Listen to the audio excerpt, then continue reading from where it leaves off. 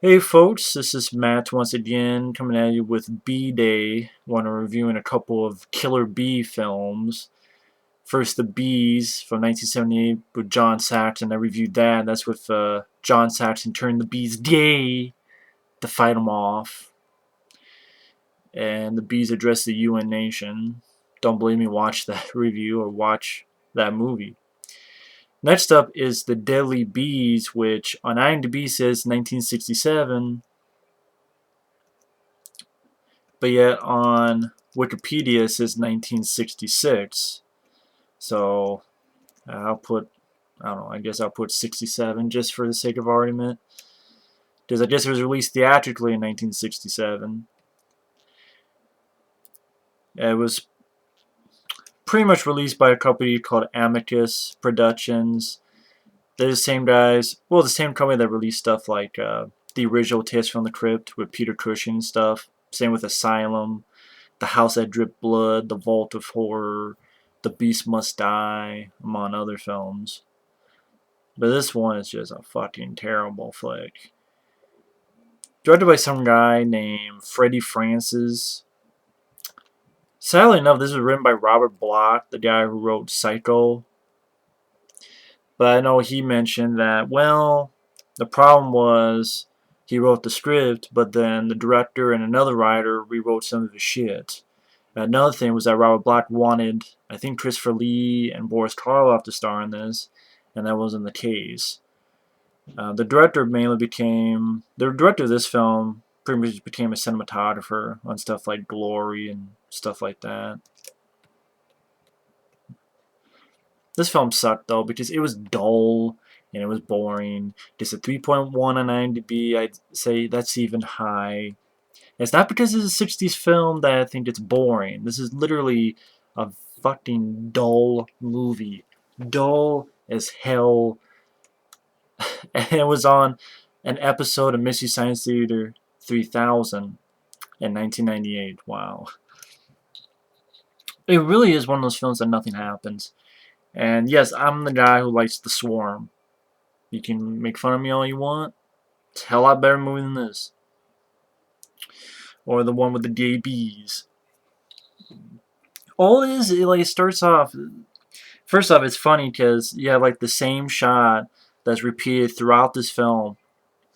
A pair of hands get like bees on one of those things when they have like when a beekeeper has that thing they slide out and they shake the bees off to get the honey or whatever. You see a guy shaking that, and the exact same shot happens like 4 or so times in this damn movie. And that's how it begins because it shakes off, and then you have pretty much, you might as well say cartoon bees for fuck's sake.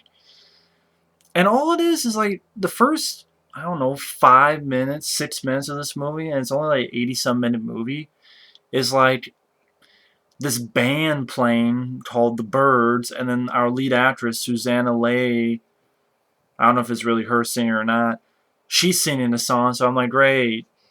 You know, it cuts to, well, two like inspector guys talking about how one got a letter from a guy saying that he's going to kill people with bees and they ignore him. It's like, oh, you believe in killer bees, don't you? Or something like that. And then it cuts right to this band like bobbing their heads. Another guy bobbing their heads. I'm like, that's an awkward cut and shitty music. So then the birds and this girl, shitty music for like from two different groups, like 5-6 minutes. And it's funny, the girl, her song was like, stop the music. And I'm like, exactly. This is bullshit. Where are the bees?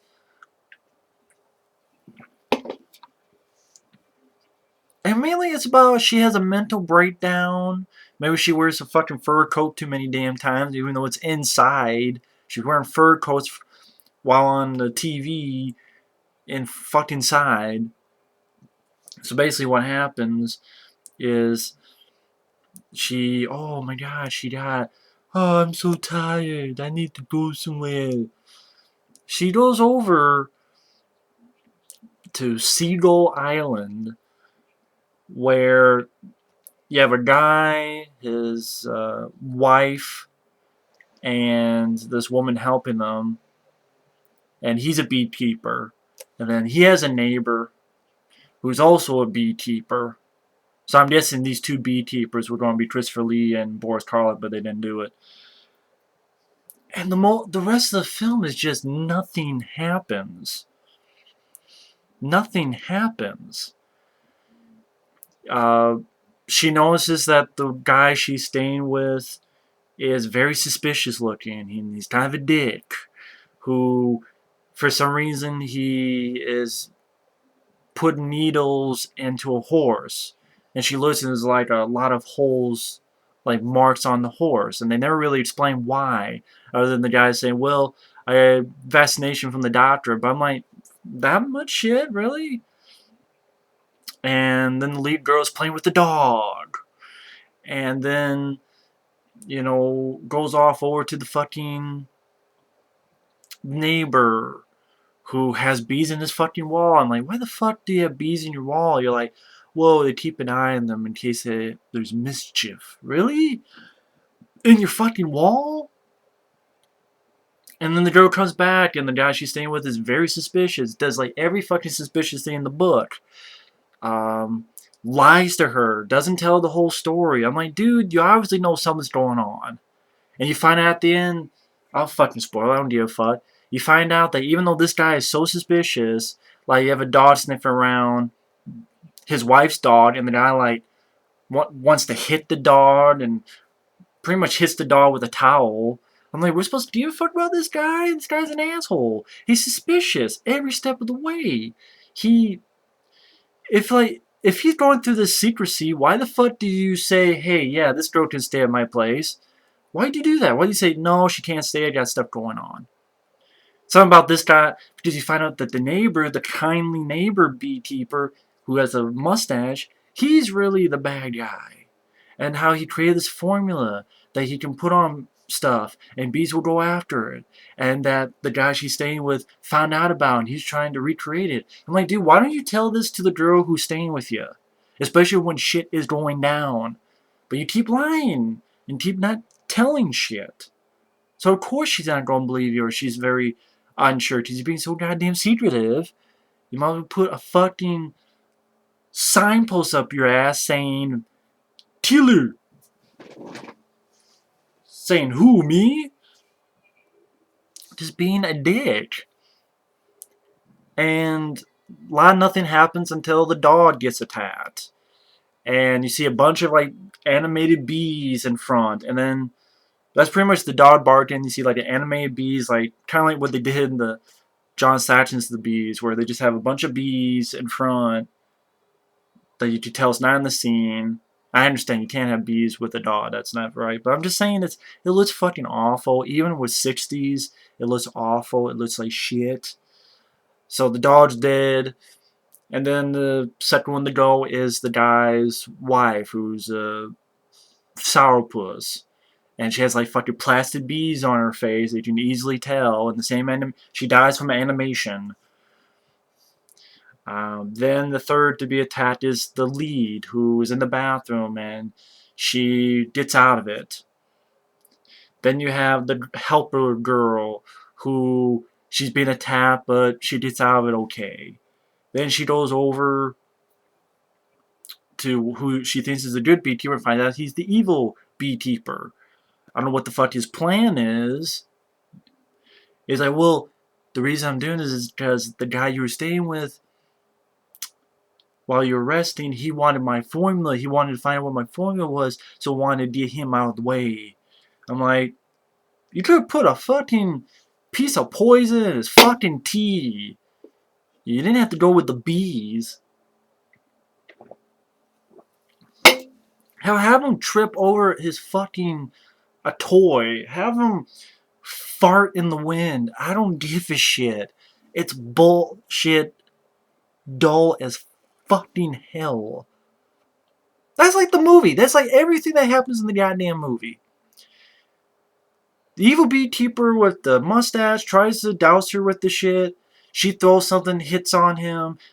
He dies from animated bees again. There's a fire. She gets out. She heads home and end the movie. Literally, there is nothing else to it. You don't care about anybody. The lead lady is bland. Um, the guy she's staying with, they put so much suspicion, and he acts so suspiciously. Or a dickhead, like scaring the dog or whipping at the dog. And of course, you find out that the reason all this is happening also is that, well, the evil beekeeper had gone over and put some of that stuff in the bucket. So the dog sniffed around, that's why he got attacked. And his wife was messing around with it, and that's why she got attacked. And then so on and so forth. And I'm like, in the bucket, really? Like, why didn't you just put it in his car? You know, or why didn't you put it, like, why didn't you just,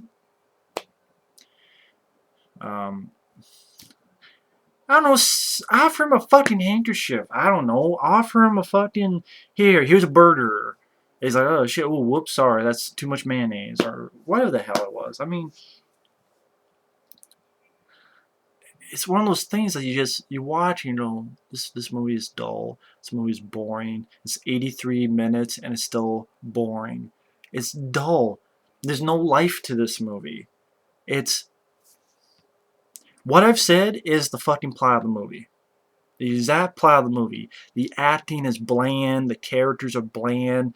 There's no one likable. There's not even a decent attempt at any kind of humor.